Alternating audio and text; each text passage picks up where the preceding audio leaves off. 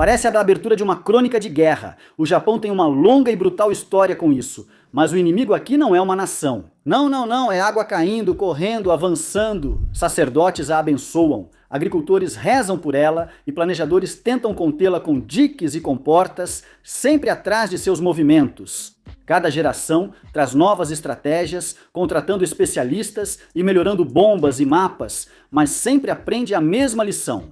Respeite o mar ou ele vai te ensinar. Esta é uma nação que não apenas se prepara para desastres, mas os supera com engenharia.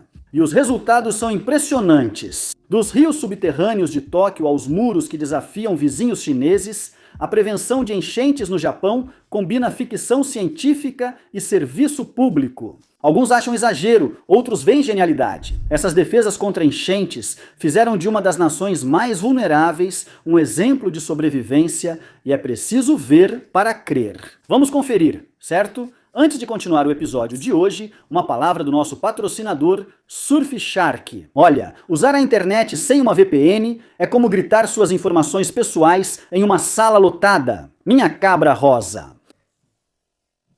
O Surfshark não só esconde seu IP, ele mantém toda a sua pegada digital fora de vista. O Surfshark criptografa tudo o que você faz online e direciona tudo para um servidor seguro. Seja em Wi-Fi público, checando e-mails no exterior ou acessando conteúdo bloqueado por região, eles te protegem. Uma conta cobre dispositivos ilimitados, bloqueia anúncios e rastreadores, alerta sobre vazamento de dados e pode falsificar sua localização para melhores opções de streaming. E sim, é fácil de configurar e roda em segundo plano. Então acesse surfshark.com, uma mega, ou use o código MEGA na finalização da compra para ganhar 4 meses extras de Surfshark VPN de graça. Privacidade e conveniência, 4 meses bônus. Que oferta! E agora, de volta ao episódio de hoje. O templo subaquático de águas das enchentes de Tóquio. Agora, sob Tóquio, uma estrutura impressionante se esconde. Uma colossal catedral subterrânea, construída não para fiéis, mas para as águas das enchentes. Oficialmente chamado de Canal de Drenagem Subterrâneo Externo da área metropolitana, é a maior instalação subterrânea de desvio de enchentes do mundo. Conhecida informalmente como Jikans, nome derivado do japonês, tornou-se um ícone de mega infraestrutura de defesa contra enchentes. Sobre o quão mega ela é, estamos em megaprojetos, nos paralelos dos projetos. Estou em novos estúdios, como podem ver, está escrito aqui. Bem, imagine um espaço mais longo do que 2 campos de futebol. 177 metros mais largo do que a envergadura de um jumbo, que é de 78 metros e alto o suficiente para empilhar um prédio de 5 andares dentro, 18 metros, aí você começa a ter uma ideia. E mesmo assim, essas dimensões são só a parte principal. O enorme tanque de ajuste de pressão onde as águas das enchentes se acumulam. Uma câmara sustentada por 59 pilares de concreto de 500 toneladas, cada tão grandes que fazem turistas parecerem formigas em um cano de esgoto. Esse santuário subterrâneo da engenharia civil nasceu de uma necessidade extrema. A região metropolitana de Tóquio fica em uma planície baixa e plana, cortada por rios que, se deixados por conta própria, transformariam bairros comuns em uma Veneza em um dia especialmente ruim. É um problema recente, causado pela rápida e extensa urbanização após a Segunda Guerra Mundial, que cobriu arrozais e campos absorventes com asfalto, deixando a água da chuva sem ter para onde ir, além de entrar nas casas das pessoas. E queremos enfatizar a palavra extensa, aqui também, já que na bacia, que compreende o norte de Tóquio e sua grande região metropolitana, a área urbana passou de apenas 5% em 1955 para mais de 50% atualmente.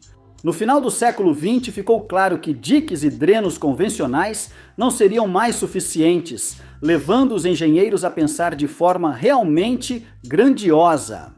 E assim nasceu Jikens, uma espécie de rio totalmente subterrâneo e totalmente auxiliar, para onde todo esse escoamento poderia ser enviado quando chovesse demais. O trabalho começou em 1992 e após 230 bilhões de ienes, cerca de 1 bilhão e 600 milhões de dólares, O canal subterrâneo de drenagem foi inaugurado oficialmente em 2006. E diga o que quiser sobre isso ser uma baita grana, mas eles certamente parecem ter feito valer cada centavo. Como complemento à caverna gigante principal já mencionada, eles também construíram 5 poços verticais monumentais com até 74,5 metros de profundidade, o que é fundo o suficiente para que a Estátua da Liberdade caiba dentro com espaço de sobra. Esses poços funcionam como enormes drenos pluviais. Em chuvas fortes, a água excedente dos rios vai para os poços, evitando alagamentos nas ruas. A água então percorre cerca de 6,5 quilômetros de túneis,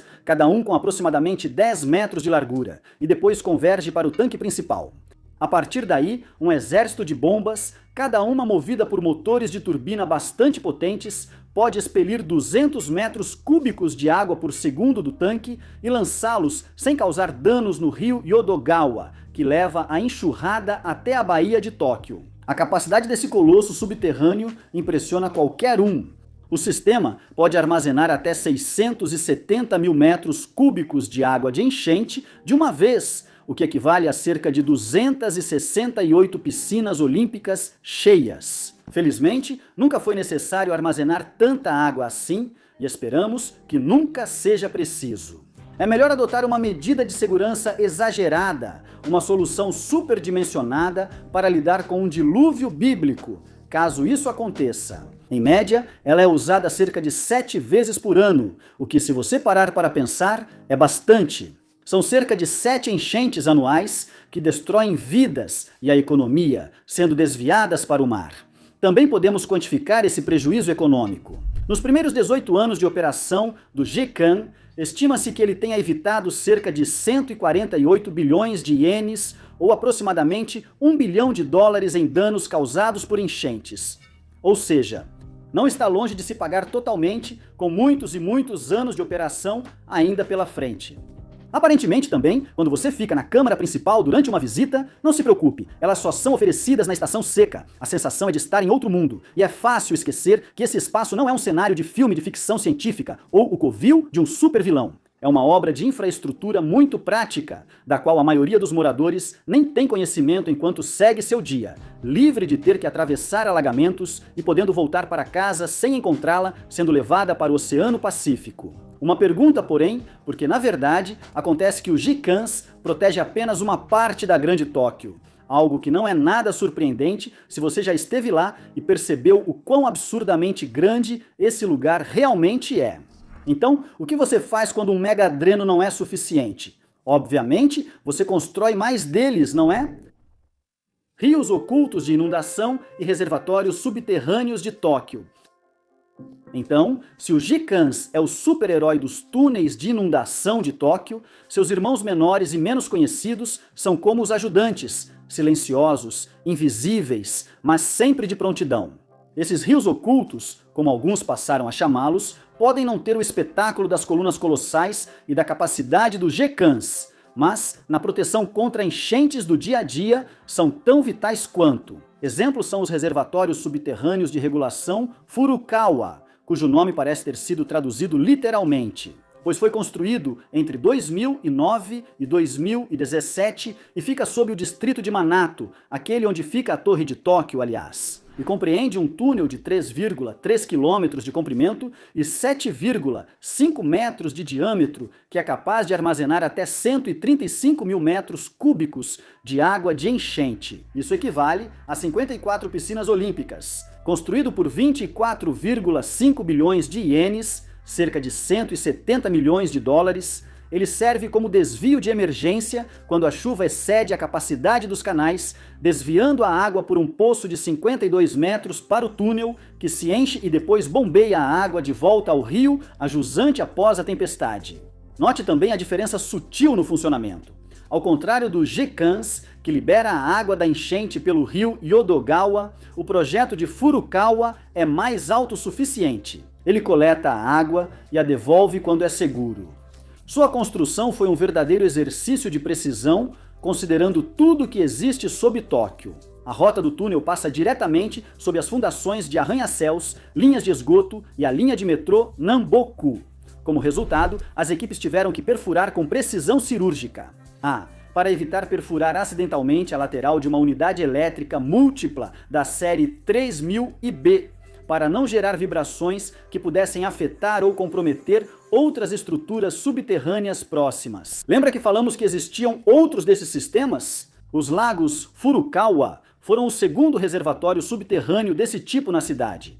O primeiro, inaugurado em 1997, atendia o rio Kanda, outro rio sujeito a enchentes no oeste de Tóquio. Este projeto incluiu um túnel de 4,5 quilômetros de comprimento e 13 metros de largura. Desde a inauguração, o Kanda não apresentou enchentes ou problemas. E agora, já existem planos para talvez estender o túnel até a Baía de Tóquio, criando efetivamente um segundo rio Kanda embaixo do original. Se você se pergunta quantos sistemas assim existem, no total, o governo metropolitano de Tóquio lista 27 reservatórios de regulação ala Furukawa, além de mais 8 canais de desvio. Um canal de água projetado, aberto ou fechado, que desvia o excesso de fluxo do rio por um caminho alternativo em enchentes. No entanto, essa estratégia de dar à água diferentes caminhos não é a única medida de Tóquio contra enchentes, pois a cidade também constrói diques, barreiras contra ressacas e aterros elevados. Apesar das críticas ao custo, engenheiros afirmam que o Japão precisa construir subterraneamente. Não há espaço para construir sistemas adequados acima do solo e a alternativa, não agir, não é sensata. Essa mentalidade gerou algumas das mais ambiciosas obras de engenharia subterrânea do mundo. Em outras cidades, prevenção contra enchentes significa cavar valas, rezar para o deus de sua escolha e estocar sacos de areia. Em Tóquio, isso significa criar buracos milionários no solo que, idealmente, nunca serão totalmente usados. A Grande Muralha do Japão. Se os túneis contra enchentes do Japão mostram a seriedade do país com tempestades, suas defesas contra tsunamis mostram até onde essa preocupação chega. Veja, após o catastrófico terremoto de Tohoku em 2011 e o tsunami subsequente, que matou pelo menos 19.759 pessoas e destruiu 45.700 edifícios, o Japão lançou uma das campanhas de defesa costeira mais ambiciosas da história moderna. O objetivo? Garantir que nada parecido com aquilo, ou sequer próximo, aconteça novamente. O resultado? Uma cadeia de quase 400 quilômetros de muros de contenção de até 14,7 metros de altura que agora protege a costa nordeste do país. Por motivos óbvios, alguns passaram a chamá-lo de Grande Muralha do Japão. A construção durou mais de uma década, custou cerca de 820 bilhões de ienes, aproximadamente 5,6 bilhões de dólares. E foi um dos maiores projetos de engenharia civil do Japão, o que destaca sua tradição ilustre na área.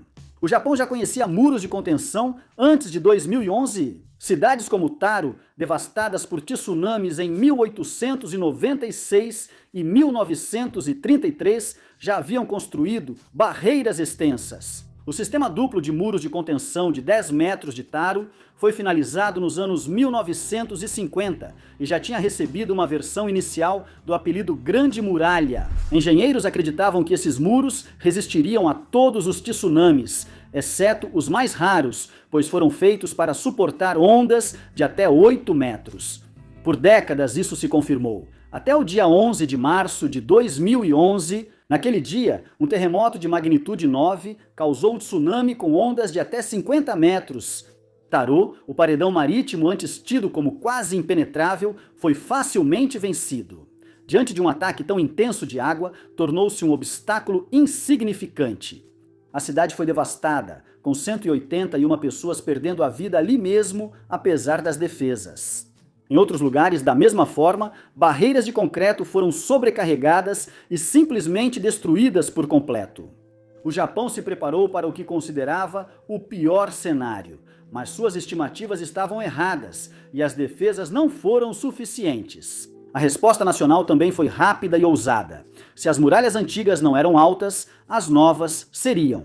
Simples, sem desculpas ou objeções. Os engenheiros japoneses não só construíram paredões mais altos, mas também mais inteligentes, com fundações de até 25 metros, blocos de concreto interligados, núcleos reforçados e dissipadores de ondas chamados rebentes. Em áreas vulneráveis, alguns usam membranas geotêxteis para manter tudo unido caso a água passe por cima do paredão. O princípio aqui é que o paredão pode não deter totalmente a onda. Desde 2011, isso foi aceito, mas o paredão deve ficar de pé, diminuir a força e ganhar tempo para que as pessoas do outro lado possam fugir. A nova Grande Muralha gerou debates, pois críticos afirmam que ela mudou as comunidades costeiras. Antes havia vistas abertas, agora há barreiras de concreto e alguns moradores se sentem enclausurados. Pescadores afirmam que o muro rompeu os laços históricos das cidades com o mar e há preocupação com complacência.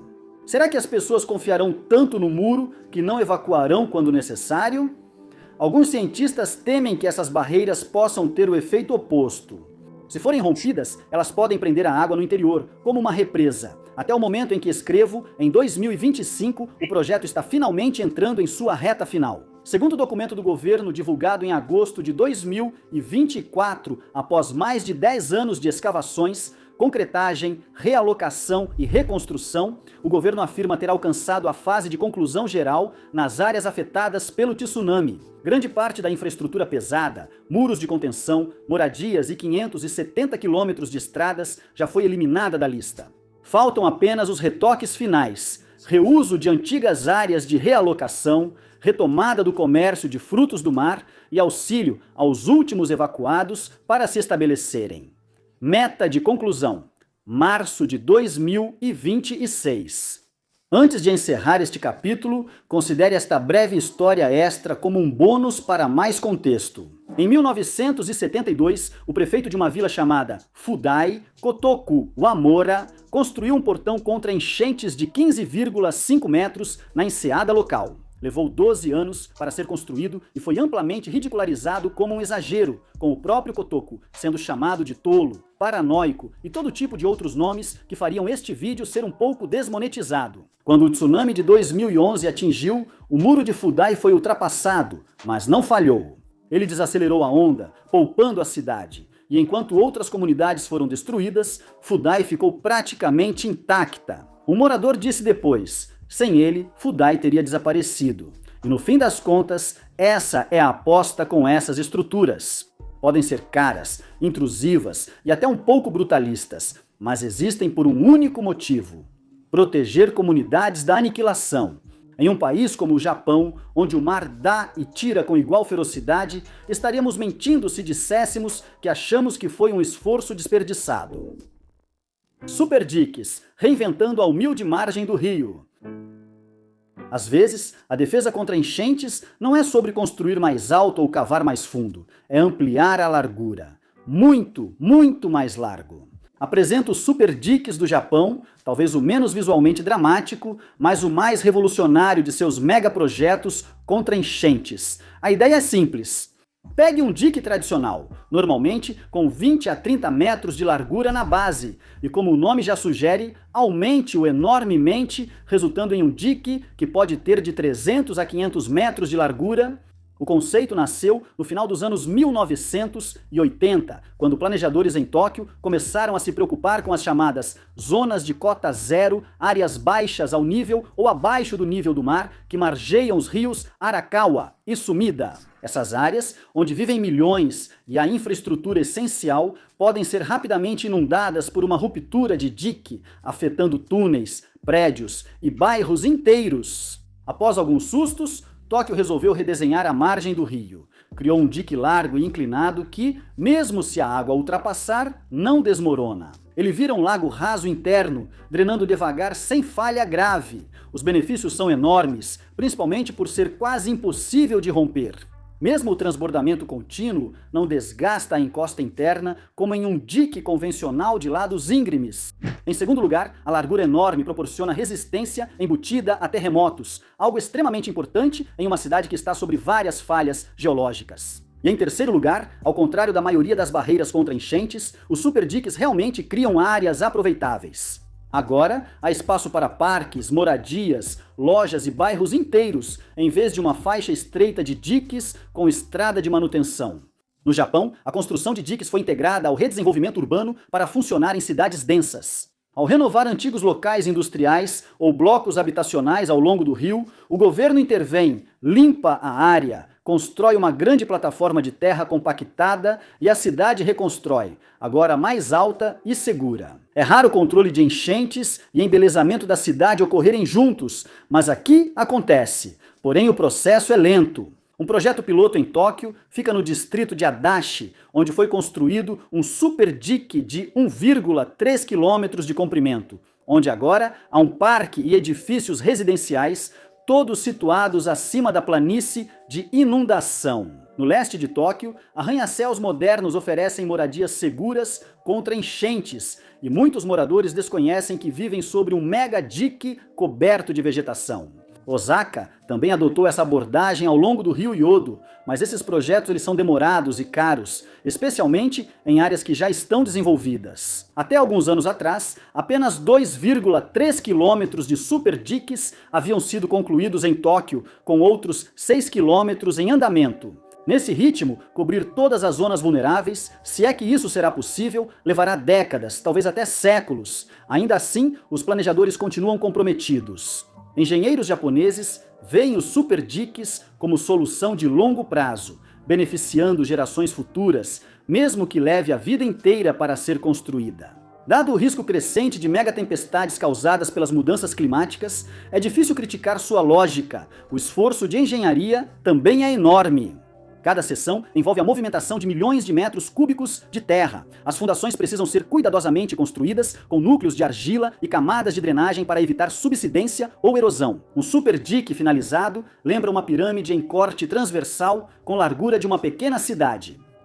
De certa forma, super diques são menos dramáticos que muros ou túneis, mas sua ambição é igualmente gigantesca. Eles refletem a mentalidade de gestão de desastres do Japão. Se você não pode tirar as pessoas do caminho do perigo ou construir um muro enorme, mude o formato do terreno para que elas possam ficar seguras onde estão. É um processo lento, caro e politicamente difícil, mas funciona bem.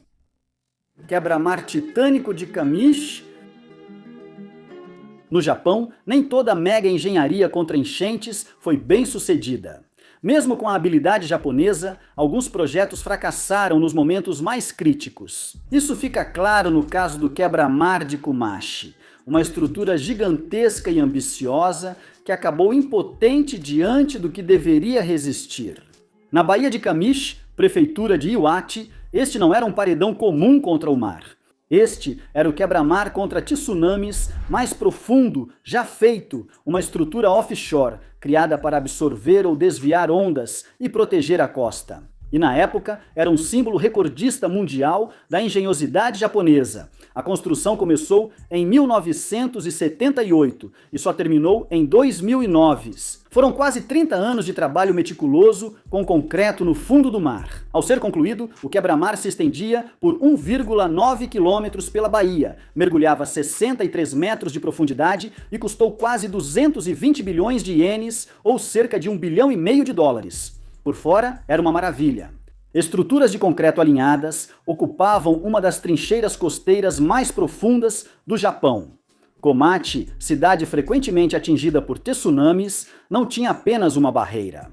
Era uma promessa de que da próxima vez seria diferente, que da próxima vez eles estariam preparados. E por que eles não pensariam assim? Ela havia sido projetada explicitamente para conter o tipo de tsunamis que Kamai Kumashi já tinha presenciado, que normalmente tinham de 8 a 10 metros de altura. O modelo afirmava que reduziria a altura das ondas em 40% ou mais e atrasaria a onda, dando tempo para a evacuação. Também sugeriram que poderia revitalizar a economia local. Eles diziam que o investimento viria com a segurança. Mas, no fim das contas, nada disso importou em 11 de março de 2011, quando, como já sabemos, o terremoto de Tohoku aconteceu. Em Kumashi, o tsunami naquele dia não tinha 8 metros, nem 10. Ele tinha 20 metros de altura quando avançou. O quebra-mar fez o seu trabalho. Por instantes, Relatos indicam que ele atrasou a primeira onda por alguns minutos, dando tempo para alguns fugirem. Mas o oceano não parou. A água transbordou o muro e atingiu a parte de trás como um martelo. Depois, o quebra-mar não resistiu e se despedaçou. Enormes blocos de concreto, do tamanho de caminhões, foram arrancados do fundo do mar e lançados em terra como entulho. Sem obstáculos, a água invadiu a cidade. Casas desapareceram, comércios sumiram e 1.064 vidas foram perdidas.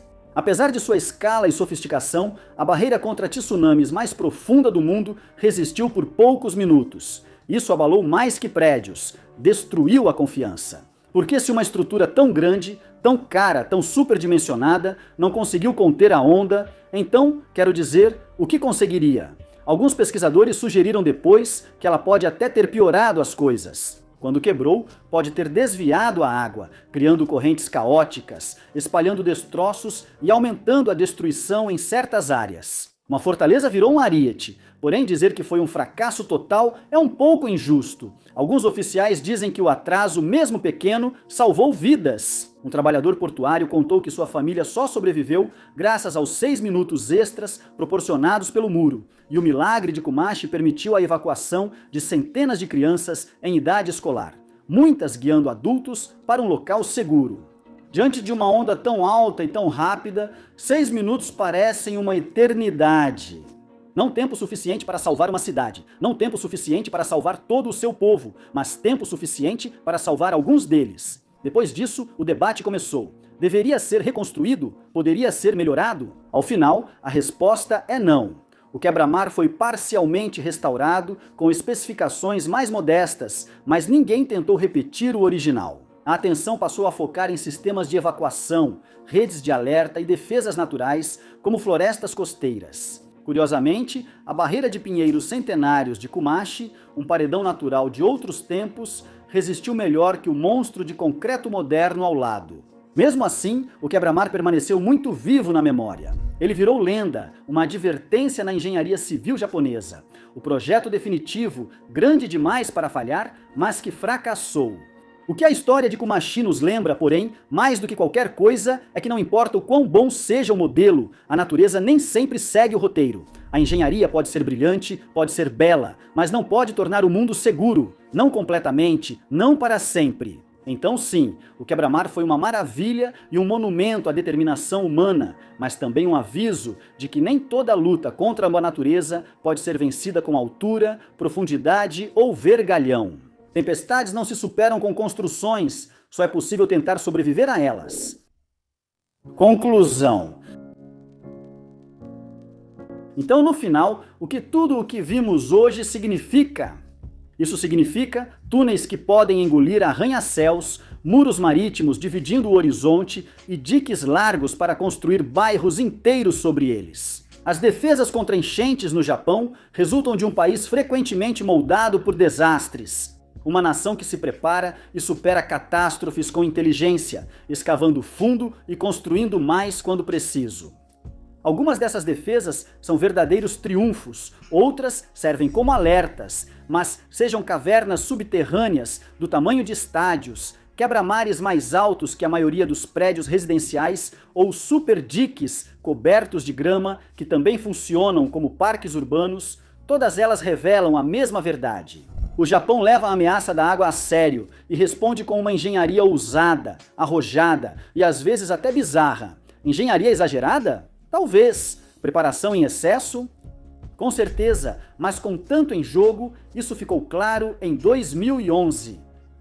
A menos que pensemos que o Japão esteja certo, já que as águas sobem e os riscos aumentam, a escolha deixou de ser sobre ambição. Agora é sobre sobrevivência. Se isso implica concreto por quilômetros e túneis que torcemos para nunca usar, ainda é melhor do que se arrepender depois por não ter feito algo maior. Obrigado por assistir.